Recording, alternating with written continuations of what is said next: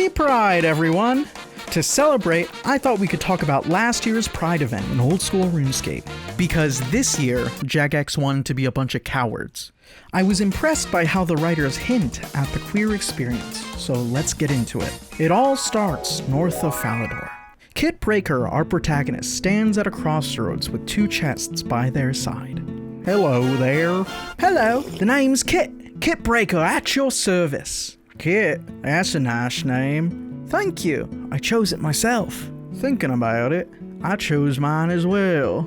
This is a great way to start the event. Many people who transition within the queer community will change their name to more align with how they identify. That being said, I do like the comparison to RSNs. We pick these names when making our characters because that's how we want to be referred to as in-game. And if we change them, people will change the way they refer to us. Just like in person, when we change our first name, or our last name, like when we get married. We continue our conversation only to find out that they came to Falador with an interest in becoming a white knight, a holy knight of Saradomin. Before they're comfortable approaching the castle, they want us to do two favors for them. One, make an appointment with the hairdresser to grow a beard. And two, help them break into the chest that their mom gave them. We think it's armor, but Kit doesn't really know yet. Let's start with the hairdresser. We go to the hairdresser and ask for an appointment for an acquaintance. He acknowledges that it's an uncommon request, but kindly obliges to schedule an appointment, no questions asked. It can be a challenge to find anyone other than a close friend to cut your hair. Having someone vet a barber or a doctor can be very helpful, especially if they've had negative experiences before. This type of support can mean the world to someone who has felt isolated from their community or just uncomfortable in their body. When you go back to Kit about their appointment, the scene cuts to black. When they come back, they have a new haircut, no beard. We ask them about it and they respond, "Interesting story. The hairdresser was actually really helpful. We went through a few brochures of various hairstyles. He looked at my face structure. We tried a few styles and it turns out the beard just wasn't me, but this new hairstyle? It's so powerful yet manly. I saw my face in the mirror and felt so good." And we as the player respond, "Honestly, it seems to have boosted your confidence." Not only does the hairdresser help Kit with their initial idea, but also gives suggestions to reach their goals. We can also tell that Kit feels more confident through the language that they use. I just want to point out that our character's response has nothing to do with how we feel about the haircut, because our opinion isn't the main concern. All that matters is that they feel confident and comfortable with how they look. I can't speak for all transmask people because everybody's journey is different, but I do know that facial hair is a common goal when starting T. There are a lot of factors that go into growing facial hair, and some people struggle with it more than others, cis or not. So when somebody starts T and doesn't get the results that they were expecting, it can be hard to look past it. The hairdresser helped Kit figure out alternatives that reach their goal, the goal of feeling confident with themselves. As a disclaimer, if a beard or facial hair is something you'd want to alleviate gender dysphoria, there are ways to make it happen, but of course it is up to the person and the cost. There are plenty of tutorials about using makeup or other methods to create that look. The second favor we're asked to help with is opening the chest that their mom gave them before they came to Falador. With our masterful fingers, we pry it open. Inside is a steel plate body and a letter. First hesitant, we encourage them to read it. In the Pride event, there are two letters that I feel are very well written. For someone who is struggling to find their place in the world and trying to discover who they are, a little support from a close friend or family member can go a really long way. The first letter reads, "Dearest Kit, I hope you'll find this eventually. I'm sneaking it in with the armor I'm packing you. Firstly, you might want to give all that old stuff a polish. Your dad may not have used it in a while, and I'm sure it'll be dusty. Secondly, there should be a money pouch in amongst your stuff. You might need it on your adventures. I've also packed a few snacks. You'll need them after carrying those chests. You might think that we managed to keep your departure a secret from your dad. I know you've been apprehensive of his reaction. I want to reassure you. He loves you way more than he lets on. The other chest I gave you is actually from him, and the code to open it represents his feeling towards you. We'll miss you, but this is your chance to go and find yourself out in the world. You'll always be welcome home, and I get the feeling it might be a while before you're back. Never stop chasing your dreams. you've got a good heart and some decent armor to protect it with. Maybe look at replacing it sooner rather than later. Kit's a great name too. I can't wait to hear the stories of Kit Breaker doing something heroic. Just don't be too brave all of the time.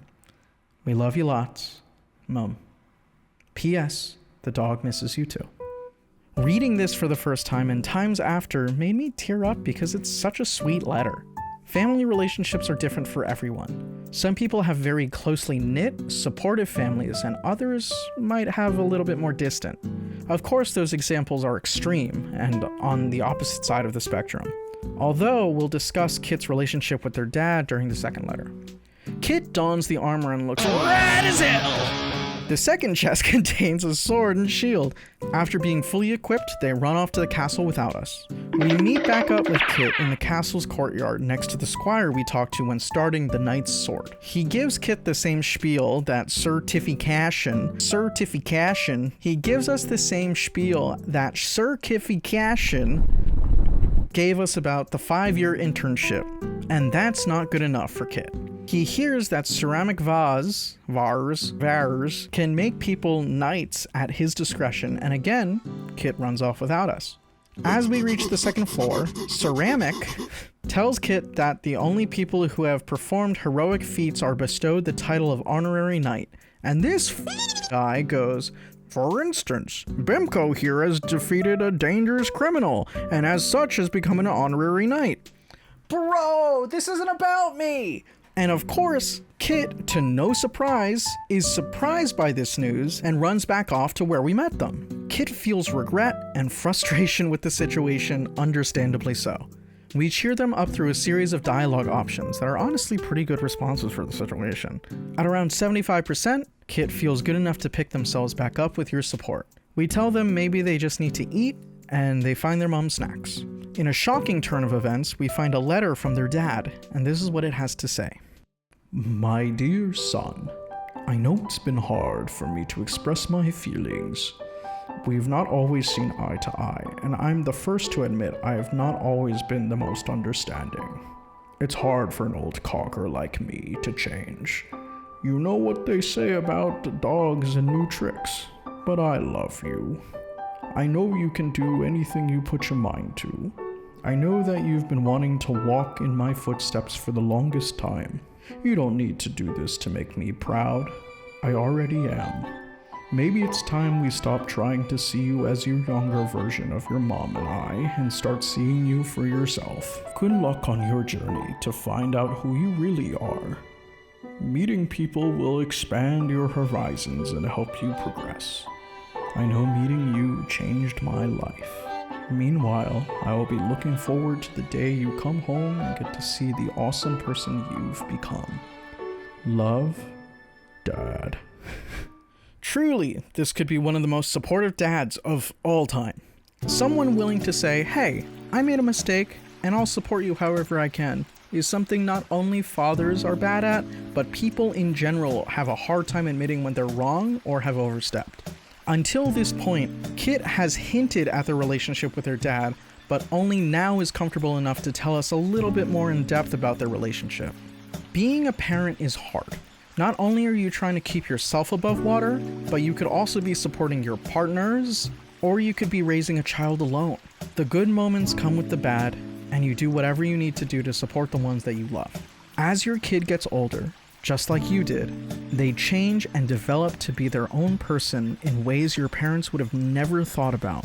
But that's what's so beautiful about being a human and having the autonomy of your expression. We are forever changing and growing, and however that manifests is out of other people's control. For however long, your word has been law to your children because children don't know how to keep themselves alive. Don't touch the outlets, don't run with scissors, don't talk with your mouth full. All incredible useful life lessons, and we appreciate you for that, but at a certain point, that baby, toddler, child grows up, and they become their own person, and all they ask is for guidance. Giving them the space to grow and forming their own thoughts and beliefs is important to not only them, but for you. Why wouldn't you want your kid to explore themselves? And if they do have some regrets about their choices, why not let them experience that for themselves and be there to help pick them up if they need it? Isn't the potential of them being infinitely happier enough for you to at least give them a chance and listen to what they have to say? But I digress. After reading this letter, Kit's motivation skyrockets and turns their focus on meeting new people to help them with their journey, just like their dad's letter said.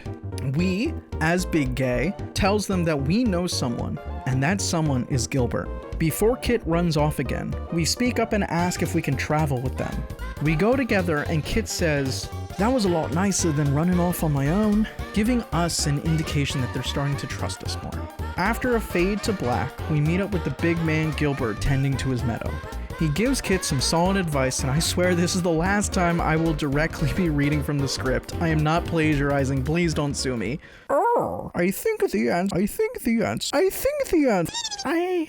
What is he? He's like a gnome, right? Or he's like a leprechaun? This does matter. This matters to me, Big.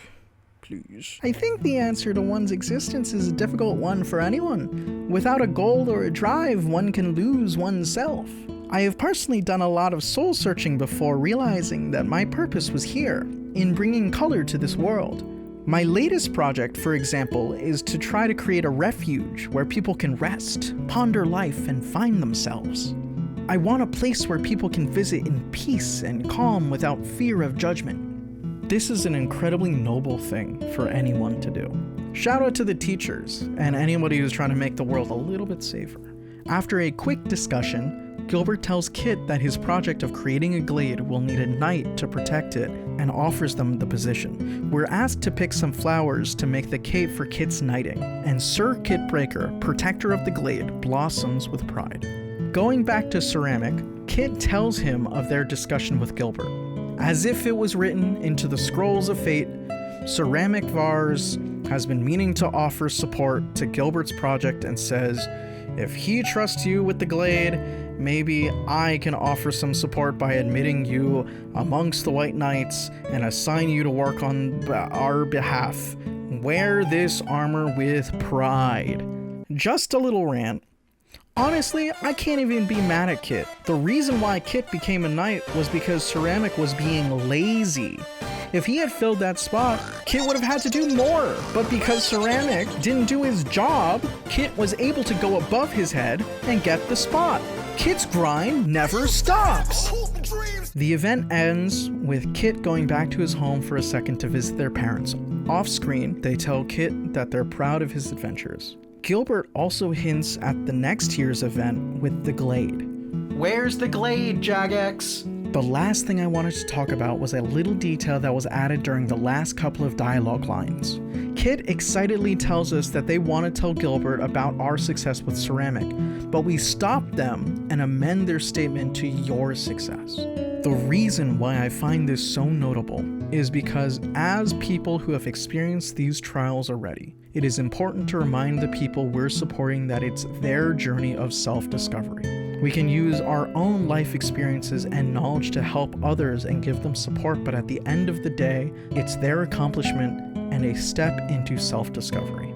In a society where we're looked down on and told who we're supposed to be, it's important to support each other through many different means. Our predecessors have carved their own paths through self-validation and determination, but the idea is that as the community grows, less of us will have to claw our way to where we want to be.